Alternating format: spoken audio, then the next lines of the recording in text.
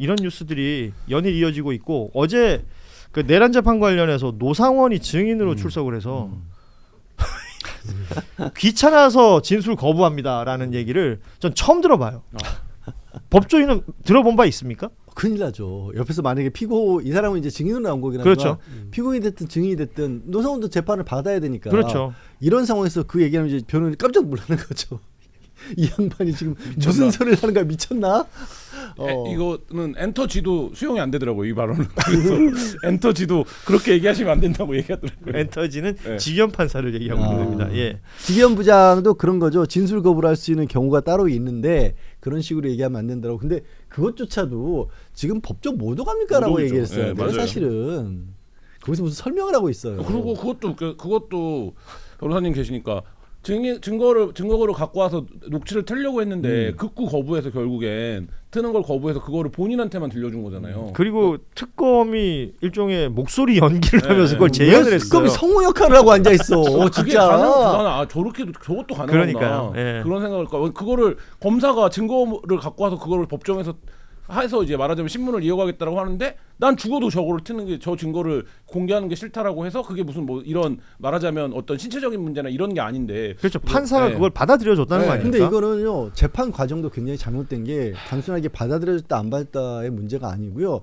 녹취로 풀었을 때 이렇게 보는 느낌하고 그렇지, 얘기를 실제 들었을 때 다르죠. 우리 흔히 말하는 뉘앙스라는 게 있잖아요. 같은 말이라고 할지라도 귀찮아서라는 게 정말 귀찮다 했을 때 버릇없이 얘기할 수도 있고 뭐 웃으면서 농담처럼 하지만 실제로 얘기할 수도 있고 하나를 가지고도 다 다르게 들리거든요. 그래서 원칙적으로 증거조사를 하는 이유가 뭐냐면 법정에서 다 증거로 이미 내놨지만 판사가 직접 눈과 귀로 듣고 그런 사소한 것들까지 심증을 형성하는 데 도움이 되니까 보겠다는 게 법정에서 증거 조사를 하는 거예요. 예. 근데 그거를 변호인단이 반대를 한다고 해서 녹취를 안 틀고 직접 특검의 검사가 요약해서 읽고 있었어요. 이게 무슨 재판이 그러니까요. 이래요. 굉장히 좀 희한한 장면이었죠. 그렇죠. 그러니까 기존에 없었던 재판정의 그 광경이 계속 펼쳐지고 있습니다. 그러니까 현장에서 소송 지휘를 하고 있는 판사의 재량이라는 게 굉장히 많다라는 걸 이번에 알게 된 것 같아요.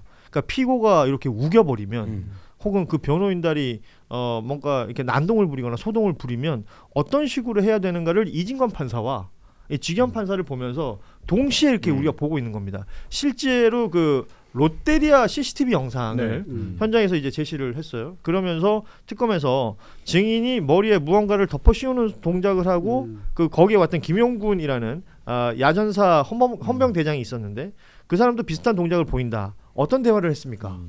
그 영상을 보면서 얘기하면은 저게 뭔가 시사하는 바가 있는 것 같다라고 하는데 노상원은 모르겠습니다. 근데 그와 관련된 얘기는 초기에 나온 바가 있죠. 방첩사 요원들이 원래 선관위 직원들에게 이렇게 얼굴을 가릴 수 있는 장비들을 가지고 가서 하려다가 준비되어 있는 장비가 이건 부적절하다, 질식할 수 있다 이런 식으로 해서 반대했다라는 얘기가 그러니까요. 나왔잖아요. 뭔 얘기든 지금. 근데 저는 이 롯데리아에서 계엄 모의를 했다라는 게 지난 이 계엄 이후에 가장 충격적인 뉴스 중에 하나였는데 그로테스크한 뉴스죠. 네. 예. 근데 이 롯데리아에 모인 노상원이 어쨌든 투스타 전역인가 그럴 거예요. 그렇죠. 네, 그 정보사령관이고 한 명은 지금 현재 헌병 대장인데 이렇게 쉬우란 말이야. 그 롯데리아에서 롯데리아에서 이 얘기를 했다라는 게 저는 그러니까 그거를 말해줘야 아는 겁니까? 이런 동작을 그러니까 왜 이들이 모여서 무슨 봉숭아학당도 아니고 왜 이들이 모여서 이런 동작을 취하고 따라하고 이런 거를 하고 있는가? 이거 자체가 저 너무 화면 다시 한번 좀 띄워줄래요? 사실 그동안 뭐 마스크를 착용한다든지 여러 가지 형태로 얼굴을 가리고 있었던 노상원의 모습이 지금 눈 감고 있는 사람이 노상원입니다. 과거 이름은 노용래. 그리고 지금 작은 화면에 있는 게 지금 롯데리아예요. 주변에 사람들이 참 없다라는 생각을 또 하게 되는데 저기 모여 있는 사람들 그 별들 다 합치면 별 개수가 장난이 아닙니다. 영광급이 최하 영광급. 최하 영광급이고 장군으로 예편한 사람 그게 뭐 불명예 전역이긴 합니다만 이런 사람들이 모여 앉아가지고 저기서 아까 김한 기자가 얘기한 것처럼 뒤집어 씌울 때는 구분 동작 1단계, 2단계, 3단계 가서 마지막에는 연결 동작으로까지 다 연결하는 거 아니겠어요? 저는 군에서 대령이 어마어마하게 높은 거 어마어마하죠. 어마어마하게 높은 건데 저희 부대장이 대령이었어요. 저는 처음에 저 때 이제 막 정신없이 막 이것저것 취재를 막 이것도 쓰고 저것도 쓰고 할 텐데 그 지금 이제 이 서울시 같이 취재하고 있는 최윤태 기자가 선배 롯데리아에서 만났다고 하는데요라는 얘기를 밤에 한 12시 다 돼서 올렸어요. 네. 그래갖고 말도 안 되는 소리 하지 마. 롯데 호텔 아니고 이렇게 되는 거지. 그치. 롯데 호텔이면 얘기가 되지. 근데 근데 누군 또 그렇게 얘기하더라고. 원래 이렇게 시끄러운 데서 만난다고 시끄러운 데서 아니, 근데 이렇게 그거 비밀 나는 얘기를 한다 그러더라고. 너무 그 고난이도로 고난이- 우리가 평가를 하고 있는 것 같아요. 저 쿠폰이 있어서 저희 갔다는 거 아닙니까? 그거 썼다는 예. 거잖아요. 쿠폰. 예. 그리고 그 다음 날은 롯데리아에서 어쨌든 한 개 보도가 나왔어요. 그러고 나서 근처에 노상원 집이 있대요라고 해서 집에 가볼까요?라고 했어요. 그래서 내가 뭐 됐어 집까지 가봐 바쁜데 이러고 말았거든요. 그 집이 점집이면 가봤어야지. 반지야, 그렇지. 반지야. 예. 예. 아 근데 이게 나는 노상원 씨가 나중에 이제 이걸 재판에서 이용할지는 모르겠는데 이분이 진짜 앱노멀 아닌가라는 그런 느낌이 왜냐면 이분이 육사들 할 때 수석 입학했다는 네. 거잖아요. 예, 입학할 때. 군대에서도 꽤 괜찮았는데 나중에 점점 조금 그 비단아 씨한테 갈 때 이제 잘리고 나서 비단아 씨한테 갈 때 김용현 장관 사진 갖고 갔다는 거잖아요. 네. 그래서 이 사람 장관 되겠냐고. 그 사람 장관 되기도 전에 그래서 이 사람 장관 될 것 같다고 했더니 이 사람이 잘 되면 나도 현직에 다시 복직할 것 같다고. 근데 비단아 씨가 그때 말은 안 했는데 알았대요. 이 사람은 복직 못할 것 같은데. 그리고 비단아 씨가 더 경험한 건데. 아니 그리고 이게 어제 재판에서도 나왔는데 재판에서 김용현 장관 11월 달에 왜 만났냐. 네. 공간 가서 왜 만났냐라고 할 때 이제 아이 그거 이제 그 문상 뭐 그거 해서 고맙다고 했는데 이게 11월 달 초에 이건 뭐 개인적인 얘기긴 한데 노상원 씨의 딸이 숨져요. 네, 자연사하게 세상을 떠나죠. 세상을 네. 떠나죠. 그래서 좀 거기 충격을 받은 게 아니냐 뭐 그런 얘기도 있고 그래서 이 노상원 씨가 나중에 진짜로 굉장히 기행을 하니까 이걸 변호인들이 혹시 다른 식으로 재판에서 이용하지는 않을까라는 그런 게 심신미약으로 작동하기 안 돼요. 안 돼요. 안 된대요. 그러니까 이제 그런 생각 그런 저런 생각이 말씀을- 들 정도로 저런 이상하다는 거죠. 저런 말씀 하실 이상하다는 정도로 거지. 희한한 일이었다는 상식적이지 거죠. 못하다. 노상원이 윤석열 김건희 부부를 그 파괴하러 온 구원자예요. 근데 지금 이제 김건희와 연결고리 아직 안 드러나고 있는데 특검 1년이 지나도 이거 못하는. 결국엔 지금 계엄의 전개 상황으로 보면 어떤 겁니까? 6월달에 여인형 말에 따르면 무릎 꿇고 반대했다는 거 아닙니까? 안 된다고. 그리고 7월달에 하와이 가서 한동훈 빨갱이야 발언했을 때 그 얘기를 들은 합참 차장이 신원식 장관한테 얘기하니까 신원식 장관이 아직도 그런 얘기하고 다니니? 예. 내가 가서 얘기할게. 너는 자리를 지켜라. 이렇게 해서 그때 국방장관도 반대했다는 거 아닙니까? 그렇습니다. 예. 그래서 결국엔 어떻게 됩니까? 국방장관을 바꾸잖아요. 바꾸죠. 김용현으로. 그러니까. 근데 노상원은 처음부터 어떤 입장입니까? 화끈하잖아요, 입장이. 예, 하잖아요. 그러면 윤석열이 계엄에 대한 확신 그리고 지금 계엄에 김용현이 나와서 마지막 통화한 사람도 노상원인 거잖아요. 이 계엄이 실패한 이후에. 그렇다고 보면 이 계엄의 설계나 구조를 짜는데 노상원의 역할이 있겠죠. 어딘가에. 근데 그러면 그거가 결국은 최종적인 컨펌은 누가 내야 되는 겁니까? 윤석열이 내야 되는 거잖아요. 예. 그럼 윤석열과 노상원도 어느 지점에선가는 만났을 건데 접점이 있어야겠죠. 왜냐하면 예. 홍상원 메모와 노상원 메모도 내용이 같으니까. 그러면 이거를 결국 발설자는 한 명일 텐데 뭐 이런 과정을 놓고 보면 이 노상원이 굉장히 이 계엄에 대해서 전개에 대해서 화끈하게 얘기를 하는 사람이었을 거다. 노상원 수첩의 내용도 그렇고. 그러면 뭐 그 초창기에 그런 얘기 나왔던 거 아닙니까? 김용현은 계엄 계획을 짤 수 없는 사람이고 예, 그걸 노상원이 머리야. 이 얘기를 이제 군에서 많이 했었는데 그러면 이 머리인 노상원이 와서 현직에 있는 애들은 무릎 꿇고 안 된다고 하고 장관은 아직도 그런 얘기하냐고 하는데 노상원이 와서 화끈하게 얘기해준다. 그러면 윤석열 입장에서 장군은 역시 노장군 이렇게 될 수밖에 없는 상황일 건데 1년 동안 특검이 못 밝혀냈다. 그러니까 똑같은 사람 노상원, 김용현, 윤석열 이게 네. 되는 거죠. 이 제어가 안 되는 사람들끼리 있는 거죠. 근데 그러니까- 노상원이 굉장히 중요한 역할을 한 것으로 다들 짐작을 하는데 노상원이 재판을 받는 과정에서 도대체 어떤 부분을 재판을 했었고 쟁점이 뭐였고 무슨 얘기를 했는지가 지금까지는 알려지지가 않았어요. 그렇죠. 직위원이 이 부분을 예. 다 비공개 처리를 해버려가지고 정보사령관이었던 이유로 증인들도 이 노상과 관련된 증인들도 정보사 그 요원들이었으니까 그래서 내부에서 무슨 일이 일어났을지를 알 수가 없어요. 그리고 한 가지 또 희한한 공통점, 이 주변에 있는 사람은 정말 이익만은 꼼꼼하게 놓치지 않는 게 이런 일을 꾸미는 과정에서도 노상원은 그 부하 직원에게 승진을 약속하고 돈을 받는 또 그런 짓을 했죠. 500만 원, 300만 예. 원. 그러니까 이게 지금 뭐 우리 김한 기자 쭉 설명했지만 노상원이라는 자가 소위 말하는 이제 계엄의 플랜을 짰다라고 치면 제가 의심하는 바는 그 플랜 위에 그러니까 김건희의 각종 민원들이 도착한 겁니다. 여기에 누구를 죽여줘, 네. 누구를 없애줘. 엉뚱한 사람들 이름이 들어가 있죠. 갑자기. 그리고 뭐 날은 12월 3일로 받았으면 좋겠어. 등에 민원들이 접수가 돼서 뭔가 뒤죽박죽이 된 것이 아닌가. 오늘 최재형 목사가 출석하면서 그 얘기 한 거 아닙니까? 김건희가 이 내란 계엄을 몰랐을 리 없다. 왜? 윤석열이 짠 계획이면 나를 수고할 이유가 없지 않냐. 근데 나를 수고한다고 적어놨다. 그 명단에 최재형 목사 이름이 있었으니까. 그러니까 나를 수고하는 거는 김건희가 생각한다고 볼 수밖에 없다라는 취지인데 설득력 있더라고요. 그러니까 처음에 공개됐던 명단에서 이해 안 되는 인물들이 몇 있는 게 최재형 목사가 당연히 있는 거고, 그리고 당시 여당 대표였던 한동훈의 이름이 있는 것도 그렇습니다. 한동훈과 관계가 가장 껄끄러웠던 사람을 당시에 분석해 보자면 김건희가 있었던 것이고, 그리고 거기 보면 본인들이 군인들이 봤을 때는 모르는 이름이 있어요. 양정철이라든지 양정철. 뭐 이런 이름들이 그다음에 들어간 그 판사. 그렇죠. 이재명 그런 이름들이 재판했던. 들어갔던 것들을 거꾸로 역추적을 해본다면 수많은 상상들이 가능한데, 특검에서 물증이라든지 진술이라든지 자백이라든지 이런 것들을 현재로서는 아직 받아내지 못한 상태이기 때문에 이렇게 수사가 끝나서는 안 된다라는 주장들도 또 힘을 얻고 있는 것으로 보입니다. 뉴스들은 많이 남았는데 저는 이 얘기 좀 해볼까 합니다. 대한민국이라는 나라에서 내란이라는 단어를 공식적으로 뉴스에서 법정에서 쓰게 됐던 게 이번이 처음은 아니잖아요. 그 과거 12.12 내란 재판이 95년도에 시작이 되어서 97년도에 마무리된 재판이 있습니다. 우리가 이제 전두환 사형, 뭐 노태우 20몇 년 그랬는데, 뭐 황영시, 이학봉, 장세동 뭐 5년, 6년, 3년 반 뭐 이렇게 나왔던 것들 지난번에도 한번 얘기를 했었어요. 바로 그 재판인데요. 대법원의 선고가 97년 4월 17일에 나오는데 내란 수괴에 대한 법적 심판이 대략 1년 5개월 만에 끝이 난 겁니다. 당시에는.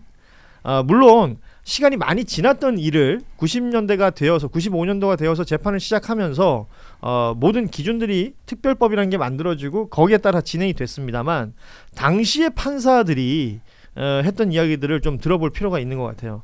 재판 진행에 대해 변호인이 이래라 저래라 하는 것은 재판부에 대한 예우가 아니다, 이렇게 맞받았습니다. 지금 이게 기시감이 다 떠오르잖아요. 김영현 뭐 변호사들이라든지 이런 내용들, 그리고 사실 윤석열 변호사들도 이게 겉모양은 좀 점잖아 보이지만 하는 말들 듣고 있으면 뭔 말인가 싶지 않습니까? 이런 상황들을 보면 당시 재판부가 어떻게 소송 지휘를 했는지 우리가 확인할 수 있는 부분들이고, 재판부가 막판에요, 이 변호인들이 다 불공정 재판을 이유로 변호인을 사퇴합니다. 그랬더니 국선 변호인을 선임해서 바로 재판을 강행하거든요. 이런 부분들을 우리가 역사적으로 한번 되짚어볼 필요가 있겠다라는 생각이 드는데, 오히려 법원이 지금 뭔가 답이 없는 듯한 모습 아닌가요?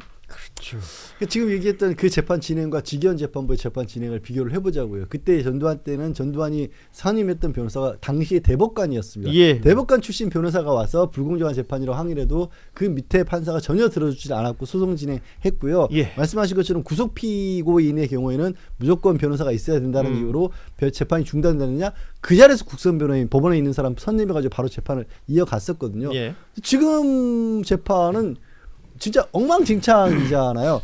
생각을 해보면 그럴 것 같아요. 뭐 천대엽 법원행정처장이 국회에 나서도 이 얘기할 때는 제가 참 부하가 끓는데, 87년 이후에 헌법 체제에 법치주의가 무너질 위기에 놓여있다는 식으로 사법개혁을 가지고 얘기를 하거든요.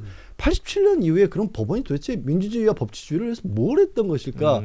라는 생각을 떠올릴 수밖에 없고, 그때 이때 지금 보니까 이거 하나는 그래도 잘했던 것 같네요. 근데 지금 진행되고 있는 법원의 재판을 보면, 아니 법원장이라는 사람들이 국회에 와가지고 내란을 내란이라고 말도 못하고 있어요. 그런 상황인데 내란 전담 재판부를 만들겠다거나 아니면 법 왜곡죄를 만들겠다거나 사법개혁으로 인사와 관련돼서 좌지우지하는 것도 아니고 그냥 대법원에 의견을 제시할 수 있도록 통로를 열겠다고 했더니 이거 사법부 독립을 저해한다고 해서 주르륵 이거 반대하고 나서고 있어요. 이걸 어떻게 받아들여야 돼요? 아무튼 그 지금 이런 법원의 모습, 지금 말씀하셨지만 가장 근본적인 생각은 내란이라는 것에 대한 단죄를 하고자 하는 의지가 있느냐로 귀결될 수밖에 없겠어요. 그러니까 95년, 97년에 있었던 그 재판에서 재판부가 보여줬던 모습은 저 내란범들을 어떻게 해서든 그들이 꼼수를 쓰든 어쨌든 단죄를 하겠다는 의지가 있었으므로 법과 절차에 따라서 그것을 진행했던 거 아닙니까?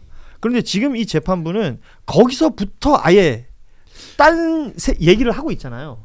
그러니까 전혀 다르게 보는 것 같아요. 그러니까요. 그때 상황과 지금의 상황. 그 영장전담재판부에서 이 영장들이 판판이 기각되는 내용이라든지 직위원 판사가 소송 지휘를 하는 내용이라든지 그 이후에 지금 법원개혁, 사법개혁 관련된 이야기가 나오니까 뭐 법원장 회의, 그러니까 법관 대표 회의라는 걸 하긴 하는데 자기들이 뭘 어떻게 하겠다라고 내놓은 답이 없어요. 우려한다. 우려한다잖아. 건들지 말라는 거죠. 지금 그들이 우려하고 있을 때입니까? 저는 뭐 사법개혁도 여러 번 논의했으니까 뭐 좀 다른 각도에서 얘기를 하면 저는 로펌의 문제 되게 큰 것 같아요. 그러니까 예를 들면 옛날 판사 검사들은 가오가 있었는데 기계가 있었는데 왜 지금 판사 검사들 안 그러냐 갖고 보면 우리가 이제 변호사물 드라마에서도 많이 보지만 어떤 특정 로펌 저 강남의 대형 빌딩에 다니는 저기를 내가 결국 가야 되는 거 아닌가? 뭐 이런 것들이 지배를 되니까 그 말하자면 막 이 판사 사법 정의 뭐 정의로운 판결 이런 게 아니라 내가 이거를 이렇게 판단하면 나중에 로펌에 갈 수 있나?